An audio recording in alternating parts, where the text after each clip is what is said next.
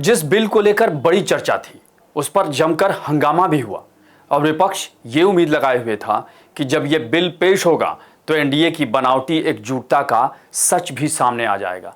लेकिन हुआ बिल्कुल उल्टा। बिल पर जनता दल यूथ सांसद ललन सिंह उर्फ राजीव रंजन सिंह ने जिस तरह बिल का समर्थन किया वो तो विपक्ष के होश ही उड़ाने वाला है। संस्था अगर निरंकुश होगा तो उसमें पारदर्शिता लाने के लिए सरकार को हक है, अधिकार है कानून बनाने का। अब ये उसकी तुलना कर रहे हैं, ये तुलना कर रहे हैं मंदिर से। ये मंदिर से कहाँ उसका मतलब है? कोई धर्म के नाम पर बंटवारा नहीं हो रहा है, ये भ्रम फैलाना चाहते हैं। और ये बात करते हैं अल्पसंख्यकों की, अल्पसंख्यक की बात कर रहे हैं। केसी वेणुगोपाल जी अल्पसंख्यक की बात करते हैं। इस देश में हजारों पंजाबी सिखों को किसने मारने का काम किया था? किसने उसकी हत्या की थी? आपने की थी, आपकी पार्टी ने किया था, हम उसके गवाह हैं। इंदिरा गांधी की हत्या की थी, सड़कों पर घूम घूम के सिखों की हत्या कर रहे हैं और अल्पसंख्यक की दुहाई दे रहे हैं। बाहर है बाहर है बाहर। इसलिए इस बिल को आना चाहिए, पारदर्शिता आनी चाहिए। यही नहीं, टीडीपी ने भी बिल का समर्थन किया और कहा कि इसे सेलेक्ट कमेटी को भेजने में कोई समस्या नहीं है।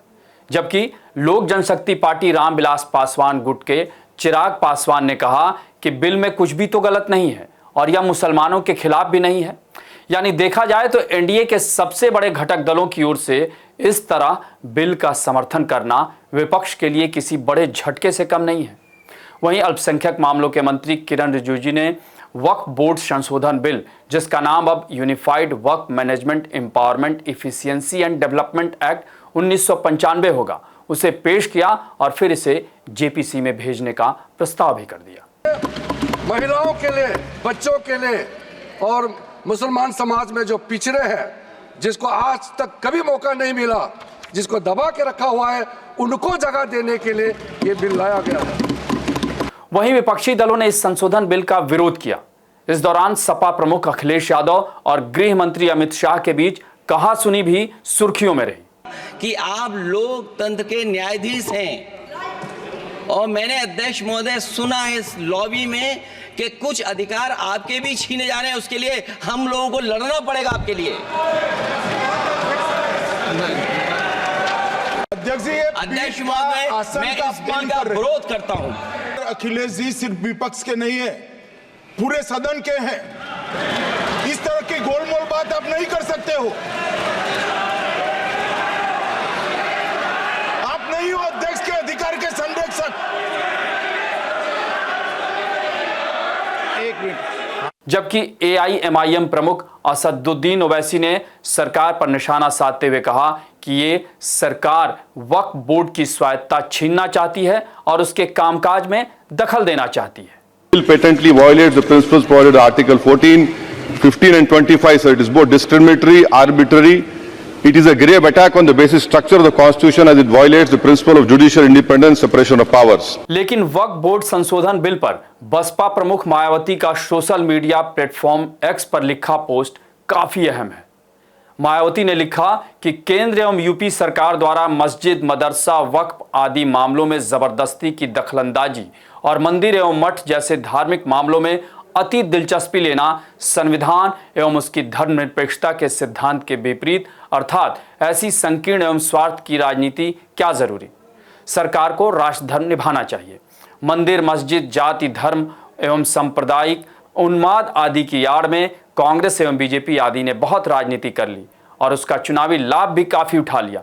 लेकिन अब देश में खत्म हो रहा आरक्षण एवं गरीबी, बेरोजगारी, महंगाई, पिछड़ापन आदि पर ध्यान केंद्रित करके सच्ची देशभक्ति साबित करने का समय आ गया है। संसद में पेश वक्फ संशोधन बिल को लेकर संदेह, आशंकाएं एवं आपत्तियां सामने आई हैं। उसके मद्देनजर इस बिल को बेहतर विचार के लिए सदन की स्थायी स्टैंडिंग समिति में भेजा जाना उचित है। ऐसे संवेदनशील मुद्दों पर सरकार अगर जल्दबाजी ना करे तो बेहतर होगा। जहां तक बात वक्फ संशोधन बिल की, तो इसकी कुछ अहम बातों पर गौर करना होगा। जैसे वक्फ कानून 1995 के सेक्शन 40 को हटाया जा रहा है। इसके तहत वक्फ बोर्ड को किसी भी संपत्ति को वक्फ की संपत्ति घोषित करने का अधिकार था, लेकिन नए बिल में संपत्ति को लेकर ऐसी मनमानी पर रोक लगेगी। इस संशोधन के जरिए केंद्रीय पोर्टल और डाटाबेस के माध्यम से वक्फ के पंजीकरण के तरीके को सुव्यवस्थित करना है। अब किसी भी संपत्ति को वक्फ संपत्ति के रूप में दर्ज करने से पहले सभी संबंधित उचित नोटिसों के साथ राजस्व कानूनों के अनुसार कार्रवाई की जाएगी। बहरहाल सरकार के मुताबिक इस संशोधन विधेयक का मकसद वक्फ बोर्ड के कामकाज में जवाबदेही और पारदर्शिता बढ़ाना है। साथ ही इसमें महिलाओं की अनिवार्य भागीदारी सुनिश्चित करनी है। बिल पेश करते हुए किरण रिजिजू ने साफ किया कि इससे संविधान के किसी भी प्रावधान का उल्लंघन नहीं होगा, बल्कि इसमें महिलाओं, बच्चों, मुस्लिम समुदाय में पिछड़े और जिन्हें आज तक कभी मौका नहीं मिला, उनको जगह देने की बात कही गई है और उन्हें उसका अधिकार भी मिलेगा। लेकिन फिलहाल ये बिल अब जेपीसी में जाएगा और फिर उसके बाद इस बिल को लेकर किस तरह की प्रक्रिया बनती है, ये देखना बड़ा दिलचस्प होगा। आपको हमारी ये रिपोर्ट कैसी लगी, इसे कमेंट बॉक्स में ज़रूर बताएं और अन्य खबरों से अपडेट रहने के लिए बने रहें हमारे साथ, क्योंकि हम हैं बुलंद भारत टीवी, ताकत आपकी।